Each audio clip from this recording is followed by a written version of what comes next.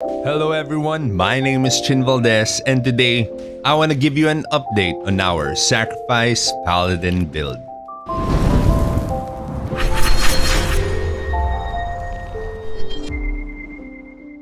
So for our equipment, we haven't really changed it too much, but just for the sake of those who haven't seen our previous videos, let's do a rundown on our equipment. For our divine armaments, of course, we're still running the Goiben set. Goiben set is still very overpowered, especially for the paladins. It gives us the most max HP. It also gives us a lot of resistances, which will help us survive in PvP, as well as some PvE content as well. For our shield, we're running Holy Guard, so it gives us the most max HP as well. And for the weapon, of course, we are running the Rue Blue Spear.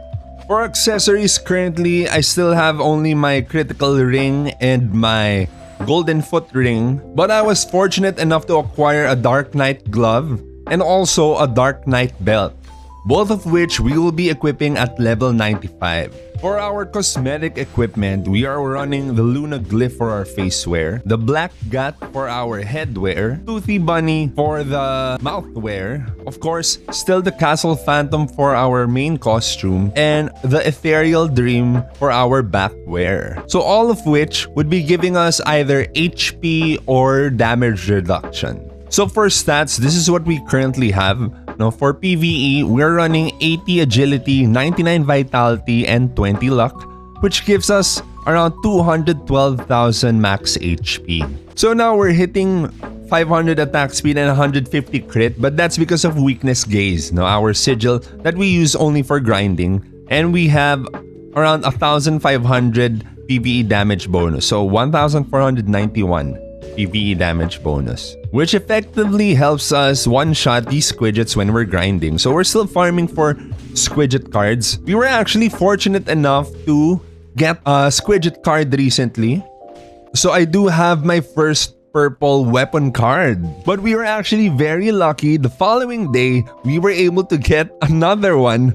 So we have 2 squidget cards now. The other one I'm just keeping here now until I'm able to awaken it. The rest of our cards are mostly still the same, but one of the major changes that we've made is actually for the weapon card. So now we're running a fully awakened Fendark card. So the Fendark card gives us max HP and physical damage percent.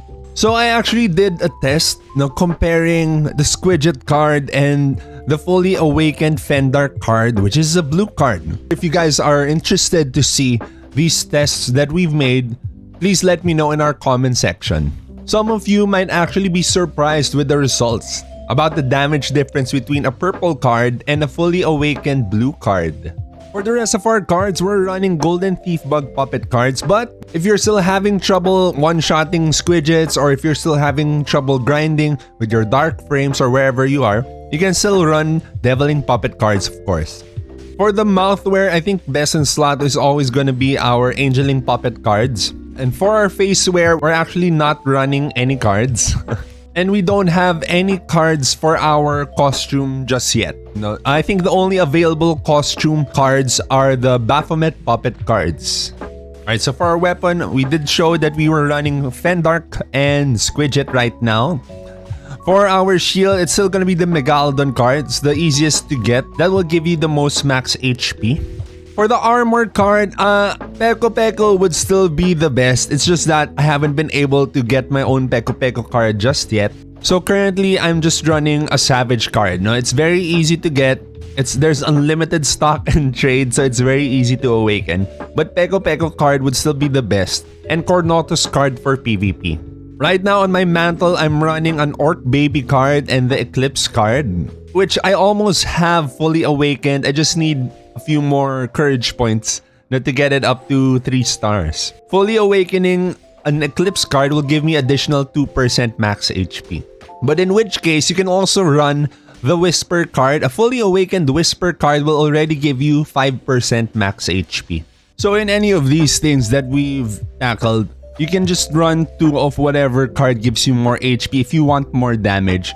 So like in this slot, you can actually run 2 fully awakened Whisper cards here or 2 fully awakened Eclipse cards here if you want more damage.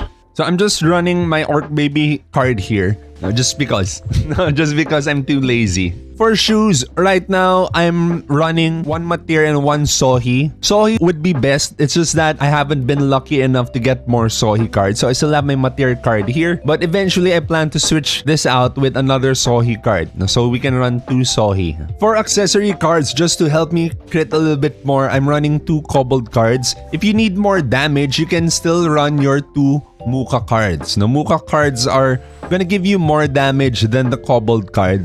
Just that, so that I make sure that I'm able to crit all the time against these Squidgets or whatever monster I'm fighting that has high crit resist. We're running Kobold cards.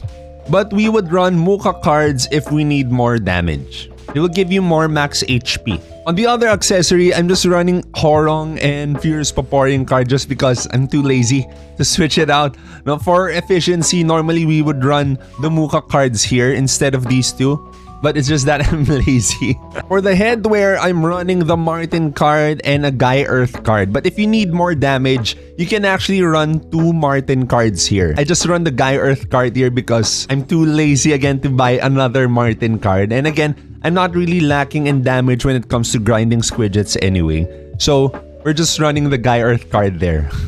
For skills, we actually haven't changed anything yet. But for those who haven't seen our previous videos, let's just do a rundown for them. So we have level 10, Increase Recovery, Provoke, Endure. I just have 5 Bash and 5 Magnum Break because I don't know where else to put it. Then Faith is very important to have for Sacrifice Paladin. I have Auto Guard at 10. 5 Spear Mastery just as a prerequisite for Spear, Quicken, and Sacrifice. Smite at 5 as a prerequisite for Protection, as a prerequisite for Fortitude later on. And I only have Cavalier Mastery at 4. My Cavalier Master is only at 4 for lack of skill points. Because I also have Battle Chant at level 2 here when we go to Paladin. Fortitude is very important too. It increases your max HP some more.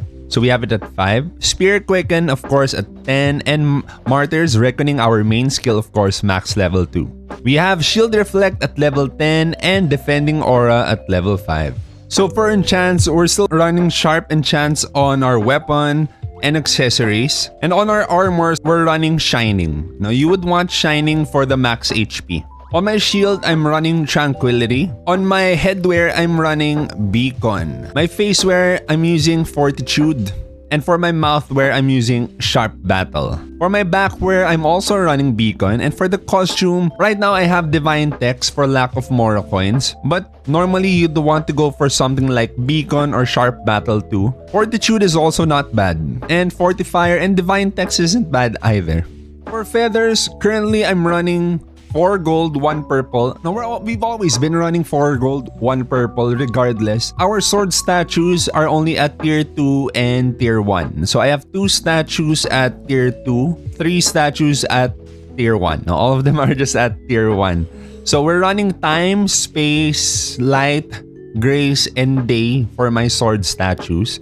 Then for my shield statues, they're at tier 3 and 4. So I have 2 statues at tier 4 and the rest are at tier 3. So for the shield statues, I'm running Nature, Divine, Terra, Dark, and Virtue. So these time and space feathers and the nature and divine feathers, you can actually get from War of Imperium. I think even if you don't have a castle, I think you'd still be able to get them. You just have to participate in War of Imperium and then you go to your guild and then you'd still be able to use your Imperium points. I think that's what they're called. Then you can purchase these feathers there. For the light and dark feathers, you'd have to be part of an active and competitive guild. So when you have these guild events, Time Space Anomaly, Guild Expedition, and Guild League, you get dividends from the whales in your guild when they take part in the guild auction. So for our guild, normally I get around 100 Nyan berries per day, I think, more or less, give or take. Every time we have Time Space, Guild Expedition, and Guild League, more or less, give or take, we get around 100 Nyan berries each. Then you purchase the light and dark feathers here. If you are lucky enough to actually get them also from the egg balancing event recently, which we got a lot from. No, we got a lot of light and dark feathers from the egg balancing event. But if you're really decided to run purple feathers just because you want to focus more on PvE and a little bit less on PvP, then you can run Virtue and Mercy feathers. I do run Virtue on my statues, but you can also run Mercy. No? It will also give you more max HP. And you can also run Grace and Truth feathers. So Grace will still give you more max HP, while Truth will give you more physical damage %.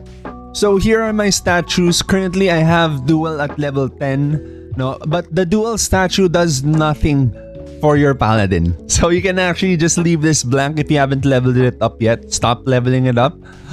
I have my Wisdom statue at max level because it gives you physical damage % as well as physical and magic damage reduction. Fortitude statue should be your main priority. It increases your max HP. And right now, I'm currently leveling up my Rune statue. It doesn't give you any physical damage %, but it gives you more physical and magic damage reduction, which we also very much need. Level up your weapon and conqueror statues when you can. Normally, we just level this up with what we get from Extreme Challenge. And also when we have some spare diamonds, now we can purchase some of these Dual Lances and Conquerors of Birdies to level up these statues. So when we're grinding, these are the sigils that we use. We're running Megaton Bash and Overpower. Now these will help you very much in one-shotting the mobs that you're grinding. Now I think whether you're a paladin or you're a sniper or whatever job you're using, this is very much gonna be very helpful. For snipers, you use this with your sharpshooting. No, and now with our paladins, no, we can use this with our shield boom. We can use it with our sacrifice. No, it depends on what we use when we're grinding.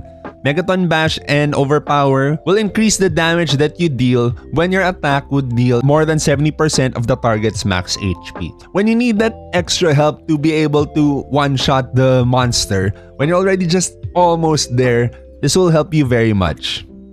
Megaton Bash and Overpower.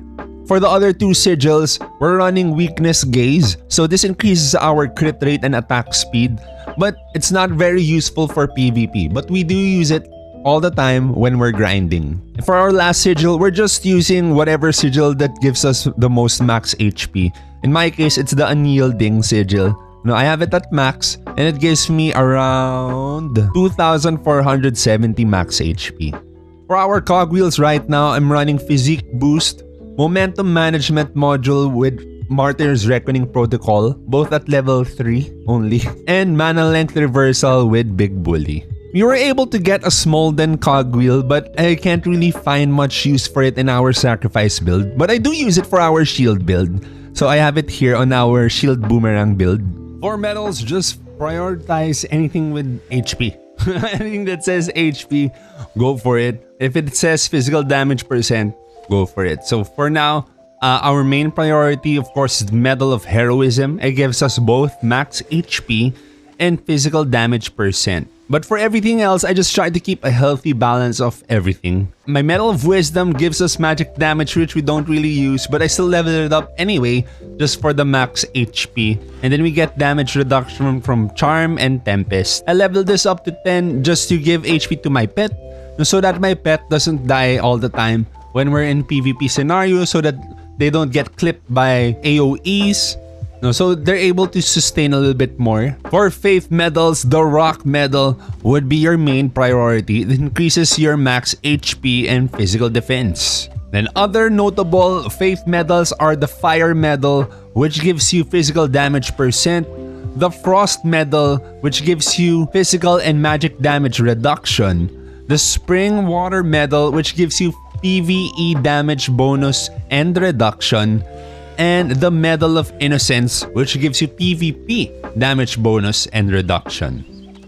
For pets, best pet is still gonna be the Sohi. Now this is gonna be your #1 best friend. Divination Cat is also pretty good. Squidget is also pretty good. We don't really use S-pets too much anymore. Now right now I'm just using my Dunel for MR or for MA. So we're using Dunel for MR and MA. Earthlord, I haven't really used recently. I think it's because most people already have Earthlord. So my teammates, I guess. So my random teammates are usually the ones who use Earthlord. Samurai is still pretty good if you guys want to use it, but I still find more use from Divination Cat, Sohi, Squidget. Child of Earth is gonna be the #1 pet for surviving Asura strikes. Volcanic Bulldog will also help you survive some Asura strikes. For long extended fights and for enemies that take long to die, Baphomet Jr. will still be a better healer than Sohi, I think. Unless you can get Sohi to higher tiers or something. For mount, I'm using Cloud Roaming. It gives you max HP plus 1%, damage reduction versus demi-human plus 1%. But I think the best mount would be the one from Nightmare Temple. So the Ghost Cat gives you max HP plus 2% and Vitality plus 2 as well. For traits, focus on Furious and Cute. But actually the Paladin will be benefiting from all of these stats except for Courage. But Cute stats will give you max HP, Furious will give you damage percent, Intellect and Lovely will give you damage reduction. If you guys want to see more of our Paladin, we actually have an array of videos on our channel ranging from guides, tips, tricks, builds, showcases, and gameplays of our Paladin. Be sure to like and subscribe if you enjoy the content and turn on that notification bell so you guys don't miss out on our new videos. Hope to see you guys on the next one.